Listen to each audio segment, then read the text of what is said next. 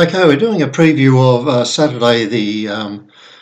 It will be the 12th of August, and it's the Ori Star at Flemington. It's race 7 and it's a Group 3. Okay, we've seen all that information up here.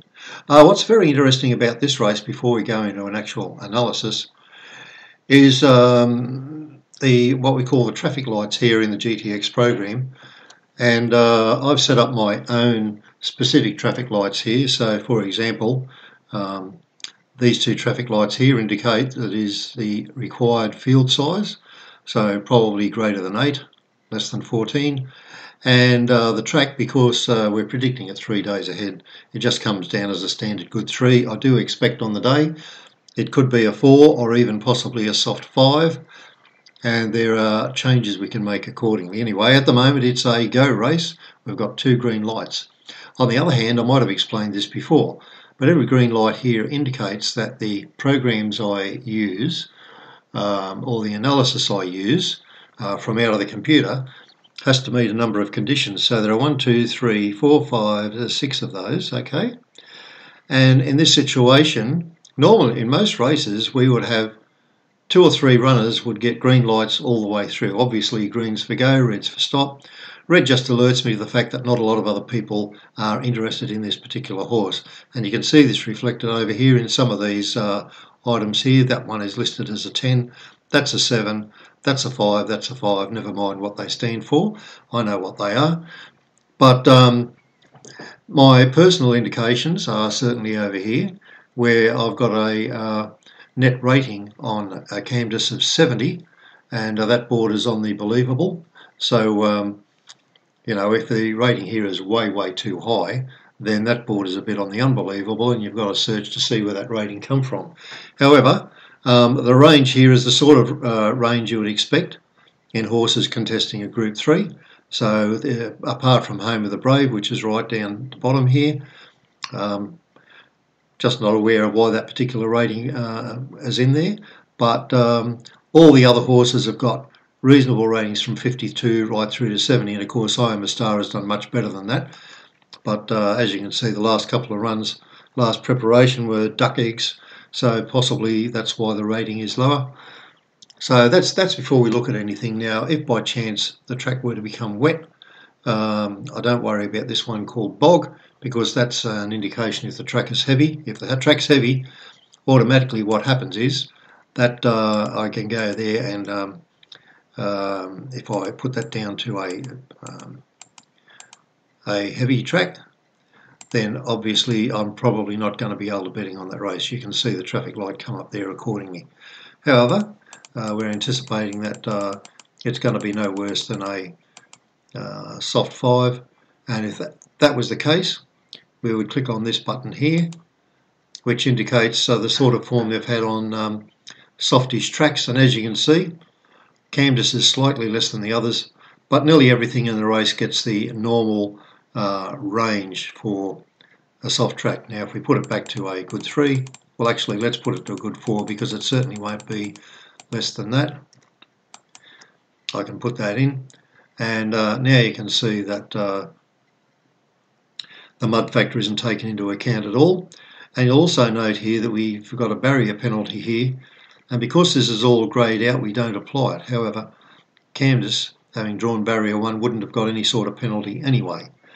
So they're all fairly minimal points, because being a straight race at Flemington, we're not going to have any idea which side of the track that the jockeys are going to aim for. Are they going to go for the inside or the outside? And sometimes they don't even decide what they're going to do until they've got well into the running of the race. Okay, so now let's have a basic look at the form. And Camdis, by the way, was a scratching a week or so ago, and I expected it to run. It did not run. So I can only assume that they've deliberately held it back. One assumes that Weir knows what he's doing. Okie dokie, so you can see here that its best run was at Morfordville on the 12th of May. It rated a 64 on that day, and it was a soft 5 track. So we've actually given it a bit of a bonus. That comes down here in O for other of 6 points. That's where we get the 70 rating from. Okie doke. And if you look here on the 7th of July, Same course and distance, 6 at the 400. So they call the 400 the turn at when it's a straight race. So 6 at the 400 was able to win only by a head, but nevertheless its form is perfectly good, and there's no reason why we shouldn't back that horse. It has turned 7, but look, 2 weeks ago it was 6. It's had 4 starts over the course and distance for 2 wins, and it's winningest way, 7 wins over the 1200. So it really is a specialist.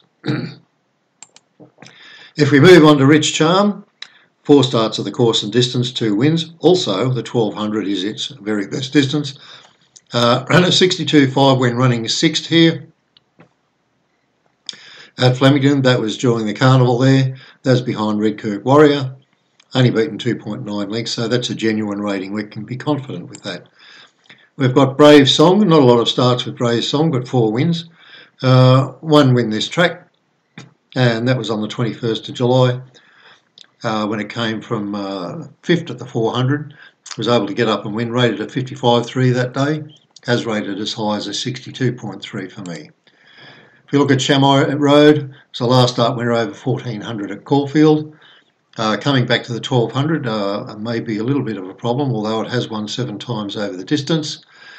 And if you have a look at its performances, it tends to stay somewhere near the lead. So that's sort of in good stead, but as we know in this distance and at this track down the straight, you can see horses come from well back to go over the top of them. Man from Uncle has been somewhat of a disappointment with only 3 wins. 5 starts at Flemington, has only run 1 place. Okie doke, when we're looking at Voodoo Lad, possibly going to be the favourite here. Has 11 wins from 28, only 3 placings at this track though, and the 3 of those are over this course and distance. And it was won 3 times at the 1200. Is also by Weir, trained by Weir, so it's going to be a competition between the 2 7-year-olds, I guess. Ability has done a 56.8, never done much better than that in its life, so we can sort of leave that one out, I think. Poetic Dream, it's only had 1 start in Australia, as you can see. It was way back in March, first up from a spell, did a 54.4. It's not a short course sprinter, as you can see. Its performance was over the 1600. We're probably not having to go very much further down there. There's the I Am a Star, didn't do a lot in its last 2 runs. That was over 1600. At this distance though, first up it recorded a 52 last time. It has done better. It's a 5-year-old mare now. Has only won once over the 1200 metres, and that's probably against it. So that's the analysis. Now, what sort of prices can we see on the race? Well, let's look at our top one, Camdus. We've rated it a $3 chance, and number 8, Camdus, was $12. It has eased out to $14 and is $4.20 just to run a place.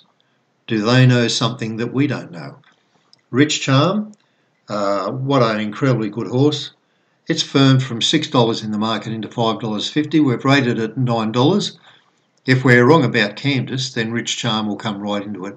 Brave Song ends up the 3rd pick. As you can see, there are 3 horses here, all around the same measure, and I wouldn't consider anything outside that. So we've got Rich Charm.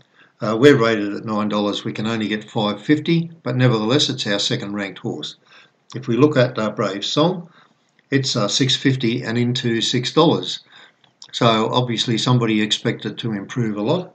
And number 3, Chamois Road, $18, got out to $20 and firmed slightly into the $19, and it's paying $4.80 for a place. So if you get a full field, that's still a good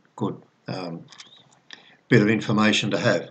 If you're looking at Voodoo Lad, it's actually almost equal favourite in this one. So number 2, Voodoo Lad, $3.70 out to $3.90.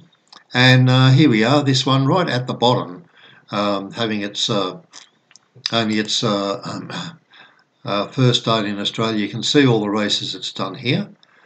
It's had 6 wins from its 18 starts. It's a 7-year-old, but obviously that's would be a 6-year-old in our time. And it's had some good wins, but by golly, they must think it's going to do something absolutely fabulous, because they've got it $4 into $3.80. Once again, this is where sometimes people know things that we don't. It's had a lot of group performances. So in particular, Newmarket here was in a Group 3. That was over 1400 where it won, over 1400 before that in a listed race. A win by 2 lengths. No stranger to having a let up. So it's very interesting. Do you want to keep that one safe? I'm not going to. I'm going to wait and see what it can do. Okie doke, let's see if it's had a barrier trial here in Australia so far. And if we go back on the 30th of July, we can see here that, where is he? He ran second beaten the neck in that trial. That was over 900 metres. So certainly he's going to be fit enough. And in this particular one here on the 9th of July, won by nearly 5 lengths, but that was over 900. So there we are. The barrier trial information would give us the idea that he's going to race well fresh. Nevertheless, I'll stick with Camdus, especially on an each way basis. If they choose to run it in this race, they wouldn't do it without expecting it to go very well. And as I say, Camdus is going to be $14 at the moment and $4.20 for the place. It's easing a little bit, so you might get a better price later on. Okay, hope that explains everything for you. Thanks for watching. This is a sort of analysis you get in the spring package, which is available now at our online store. The spring package starts Saturday week. Good luck.